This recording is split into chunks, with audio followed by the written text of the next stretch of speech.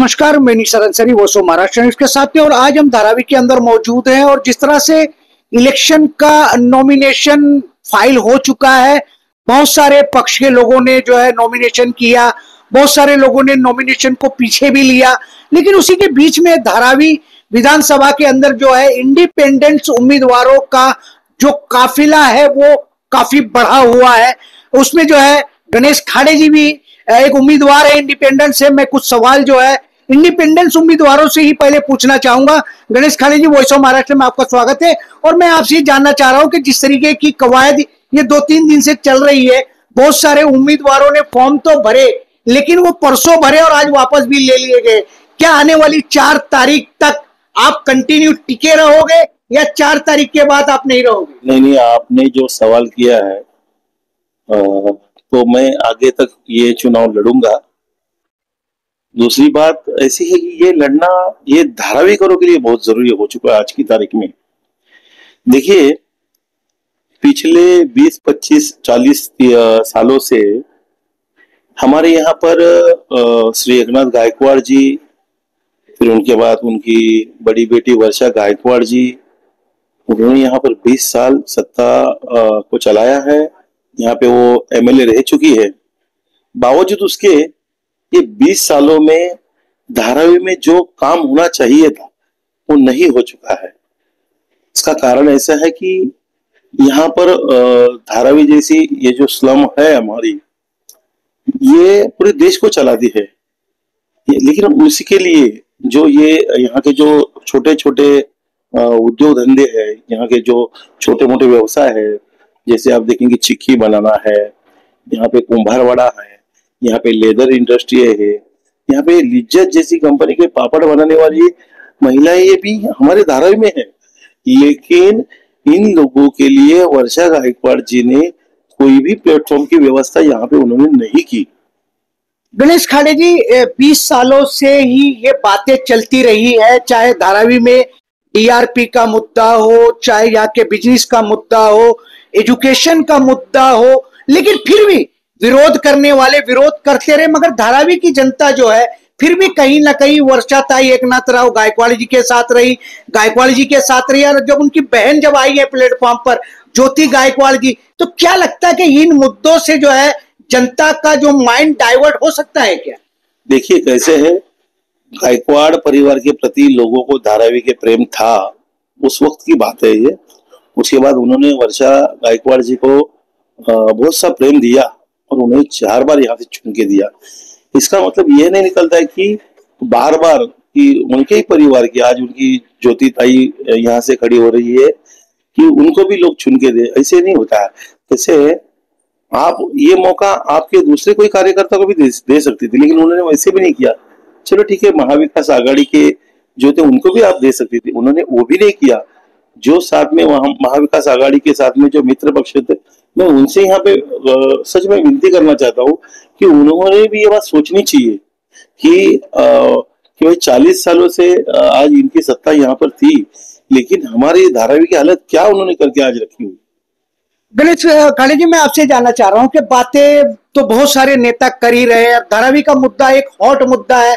जिस तरीके से अदानी का रिडेवलपमेंट आया, धारावी बचाओ आंदोलन जो है वो अपना काम कर रहा है, लेकिन आज जो सबसे बड़ा बेसिक मुद्दा है वो ये चल रहा है कि अगर धारावी को अडानी से कोई बचा सकता है तो वो सिर्फ वर्षाताई गायकवाड़ ही बचा सकती है, बाकी किसी के पास इतनी ताकत नहीं जो उस मुद्दे को वो अलग कर दे। नहीं, देखिए ये सरासर गलत है कि वर्षा गायकवाड़ जी धारावी को बचा सकती है, जबकि खुद वर्षा जी ये धारावी की नहीं है। यहाँ धारावी बचाने के लिए धारावीकर मजबूत हाथ लेके खड़े हैं, उनकी यहाँ पे कोई जरूरत नहीं। हर धारावीकर अपनी धारावी बचाना बखूबी जानता है। और रही बात धारावी की, जिस तरीके से आपने अब कहा कि डेवलपमेंट की, देखिए डेवलपमेंट तो होना जरूरी है, लेकिन डेवलपमेंट किस तरीके से होना है ये मांग हम धारावी कर, उसके लिए वर्षा गायकवाड़ की जरूरत नहीं है। माननीय उद्धव साहब भी उसके लिए मांग कर रहे हैं कि भाई तुम आप ब्लूप्रिंट निकालो। लेकिन ठीक है, कहीं से हमारे नेता भी उनको गुमराह कर रहे हैं, वैसे ही वर्षा जी आज उसको विरोध कर रही है। तो जब सेक्टर जो यहाँ पे लाया गया वो कांग्रेस की सरकार में लाया गया, तो वो तब कहाँ थी?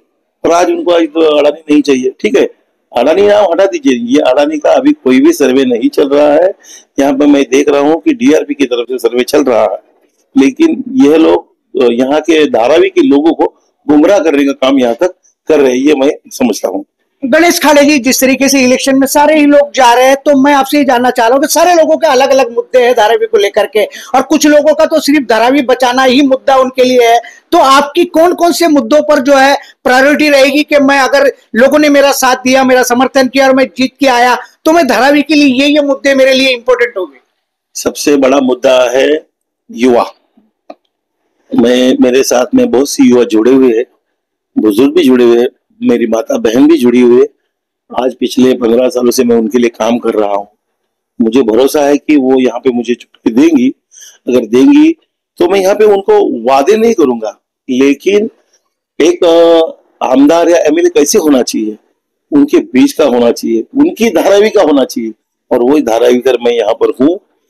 इसके बाद अब धारावी कर ही एमएलए यहाँ पे बनेगा, ये मैं यहाँ पे कहना चाहता हूँ। यहाँ पर आपको और एक बात यहाँ पे मैं कहना चाहता हूँ, जितने भी आज उम्मीदवार यहाँ पे खड़े हैं धारावी में, अपक्ष छोड़ के, मतलब निर्दलीय छोड़ के, जो भी पक्षीय उम्मीदवार खड़े, एक भी यहाँ पे धारावी में रहने वाला नहीं है। अगर सच में उनको धारावी के लगता है कि यहाँ पे धारावी मुझे काम करना चाहिए, आप खाली उनसे एक सवाल कीजिए, आप कभी वो पार्ट जो होता है ना टॉयलेट में लेके जाते, वो पार्ट लेके कभी ये पब्लिक टॉयलेट गए हैं? नहीं गए, तो एक बार जाके आइए तो पता चलेगा कि धारावी क्या है।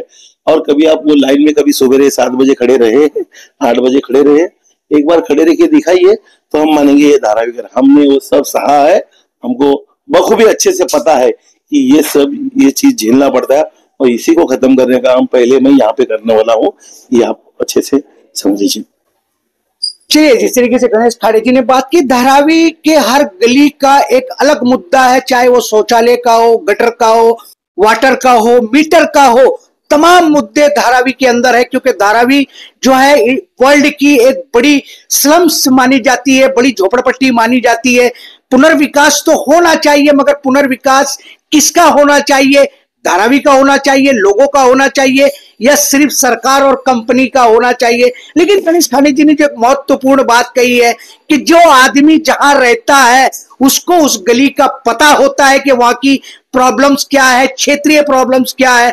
लेकिन जो लोग आज धारावी के अंदर अपने दावे ठोक रहे हैं, वो पहले ये भी देख ले कि मैंने धारावी में कितने दिन गुजारे हैं, धारावी की कितनी समस्याओं से मैं प्रैक्टिकल अवगत हूं। लेकिन गणेश खाड़े जी वो सारी चीजों से अवगत है, और उनकी प्रायोरिटी है कि धारावी के जो लोग हैं, जिन समस्याओं से आज 20-25 सालों से 30 सालों से गुजर रहे हैं, वो कहीं ना कहीं आने वाले दिन में उनको दूर करने का प्रयास करेंगे। अब ये धारावी की जनता डिसाइड करेगी कि हमको अपनी समस्याओं को कंटिन्यू रखना है या समस्याओं को विराम देना है। वो जनता डिसाइड करने वाली। आने वाले दिनों में बहुत सारे उम्मीदवार है मैदान के अंदर, किसके लिए जनता समर्पित होगी, किसको अपना नेता चुनेगी, वो हम नहीं कह सकते। लेकिन गणेश खाड़े जी अपने धारावी करों को लेकर के और धारावी के मुद्दों को लेकर के वॉइस ऑफ महाराष्ट्र से चर्चा की, उसके लिए थैंक्स और धन्यवाद।